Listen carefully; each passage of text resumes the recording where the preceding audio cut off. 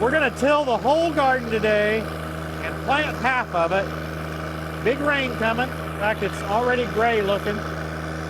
Let's get started.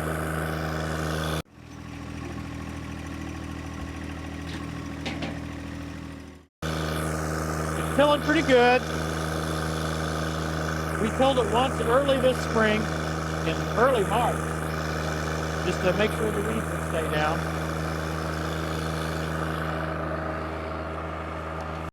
We've added just a little bit of soil to the ends from our black dirt pile.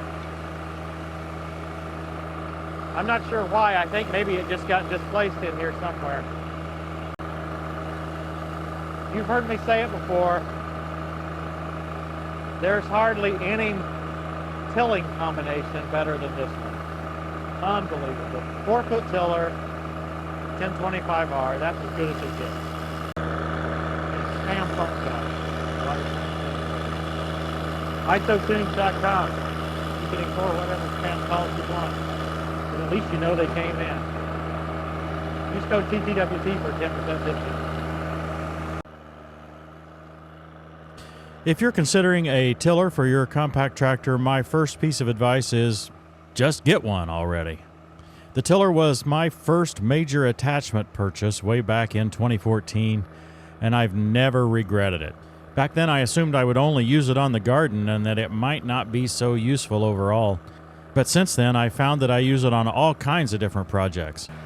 Now for a bit more detailed tiller advice, you can go to our website where I spell some of this out, but I'll give you the high level right here. I want a gear drive tiller, not a chain drive. On the left side there, it's all gears. I want it to have a slip clutch on the PTO shaft. I want it to be quick hitch compatible. And I want it to have 6 tines on every spindle. The cheapest ones have only 4. Also, I want it to be forward rotation. We've done a complete comparison of 2 identical tillers on that topic that the only difference was the rotation direction. We tested in 4 different soil conditions. The forward rotation clearly won 3 of the 4, and the 4th was basically a tie. The biggest factor is how they handle rocks and trash. The forward rotation hops over the rocks and pushes the trash out the rear so it doesn't continue to cause a problem as you go through the field. The reverse rotation throws the rocks forward such that you hit them over and over and over again. Last year things were so messed up that we couldn't take care of our sweet corn. We actually mowed it down. Probably pretty embarrassing, honestly. But we just couldn't keep up with everything. And yeah, we let the grass grow up in it, and finally it lost it. So this year is going to be different. This year, we're going to take care of our sweet corn and have plenty for the neighbors and anybody else that wants it.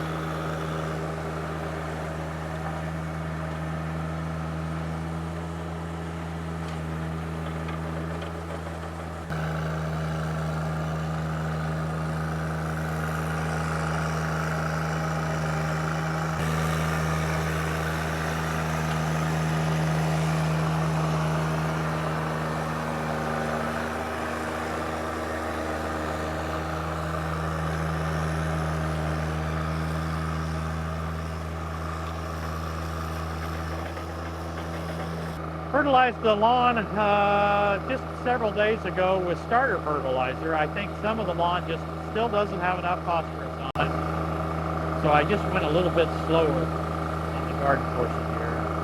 Hopefully that'll be enough for the year. I may have to hit it with some nitrogen later.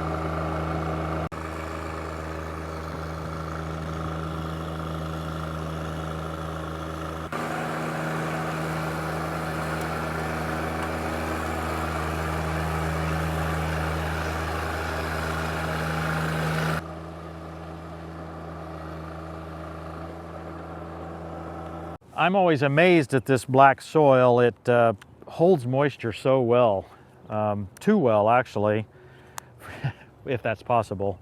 It remains gummy and wet. I mean, it's been a good while since we've had any significant rain, and yet when I get down there 3 or 4 inches, it's still gummy and wet. That's just the way it is here. It really holds moisture well. So when we plant it, we'll probably pack it down some because of that, right? See, I can still make a mud ball here. So in traditional terms, this is too wet. It would have been best if I'd have worked it only, say, an inch or so deep, but that's really hard for me to do with my tiller. If I raise it up, or even if I raise up those skids on the tiller, they still dig down once it's been tilled. So it's really hard for me to till shallow. Probably if I had some other tool, maybe a power harrow or something, I could work it more shallow. But even then, I'd be running over it and compacting below the area that I was working. So yeah, this is what we're gonna have. If we get that 2 inches of rain, it probably won't matter anyway. And leaving it a little bit rougher on top should be better for a rain like that. We've got 2 hybrids again this year. This is kind of our normal, is we use 2 different hybrids during the season to test and kind of compare which one we like better. Our standard, the winner so far in every test, has been SV9010 SA. And this year we're going to try Anthem XR2, as in Roman numeral 2. Anthem XR II. We're going to plant this one first. You can't plant them at the same time because they would pollinate against each other, right? And so you'd kind of just have a mixture of both of them. So in our first planting, we're going to use the Anthem, and then in the second planting, we'll use our SV9010. So our comparison is never like a direct, you have both of them in the same pot, right? It's like, how is this one better than the one that we had 3 weeks ago? That's kind of the way we do the test. So far, SV9010 SA has been our winner, and we've compared it to 3 or 4 different varieties. Each of these varieties are Roundup Ready. You do you.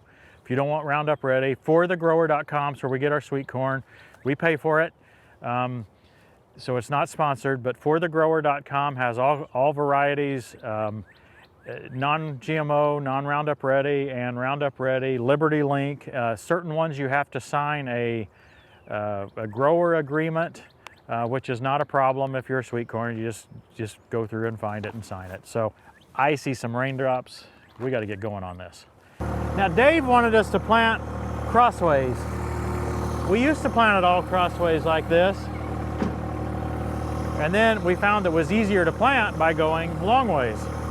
This might be the first time you've seen our planter. This is a single row unit off of a Deere 7000 series planter. There are several companies now that do this. They rescue old planters, say 6 row, 8 row, 12 row units, and they split them up into smaller 1, 2, 3, maybe even 4 row units. We got ours from J. O. Harris Sales over in Illinois. We don't get any commission or anything, but let them know we sent you.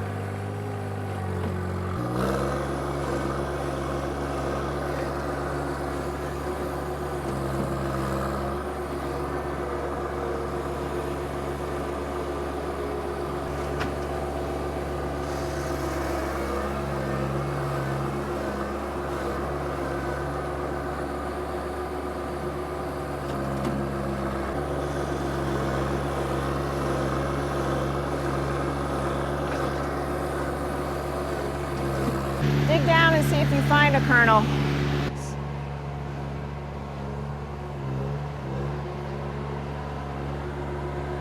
Interesting. Stop him and make sure he's not out of corn.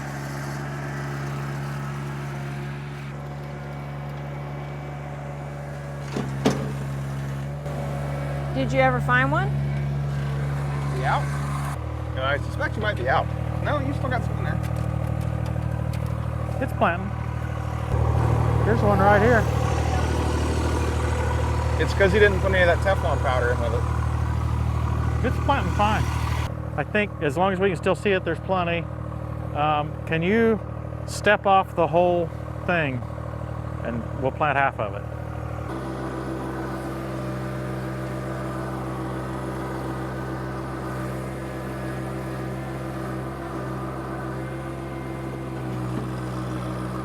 That can't be half of it. Really? Can you not count? 38 steps. That's 19. Your steps must be different. I don't believe him. No. Sounds like a third of it. Too much ciphering for you, Dave.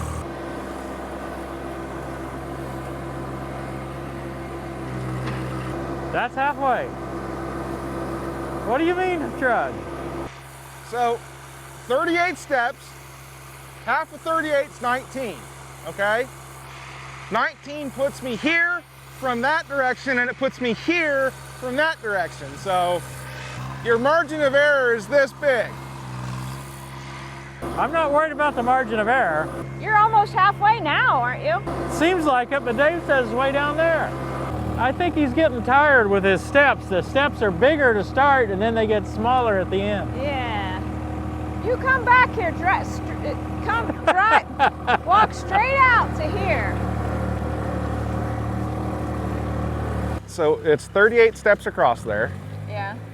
Half of 38 is 19. So I did 19 from that end. It put me a little bit farther that way. I did 19 from that end, and it put me about 2 foot past where my 19-foot mark was at. So your steps aren't the same. Probably not. You know, who knows, right? Yeah. It's not exactly a super precise.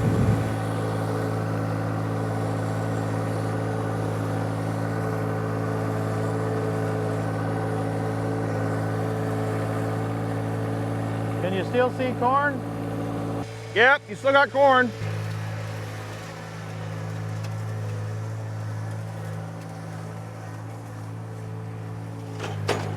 Am I done? I think so. We also know we like the other variety. What if we don't like this one as well? Is this a super sweet variety? What's the... Both of these varieties are super sweet. Both the Anthem XR II and the SV 9010 SA. And we do find that the super sweet varieties are sweeter to our taste than the, what do they call, the extra sweet or whatever. So yeah, we like the super sweet. Dave's still working on whether it's half or not. I think he doesn't take the same stride of steps all the time. I think we've just got him mentally messed up. It's all good, Dave. It's all good, Dave. I'm consistently getting the same number. So you think I need one more row? So from this mark to there is 18 steps, either direction I walk it, okay? From here to there is 20 steps, either direction I walk it. Now, where do you walk into? My first row or the end? I'm walking it end to end, not first row to first row, so that's Fair also enough. possible. We'll stop right now then. If that's halfway, we'll stop right now. How many rows do I have, Dave? Just take your boot off.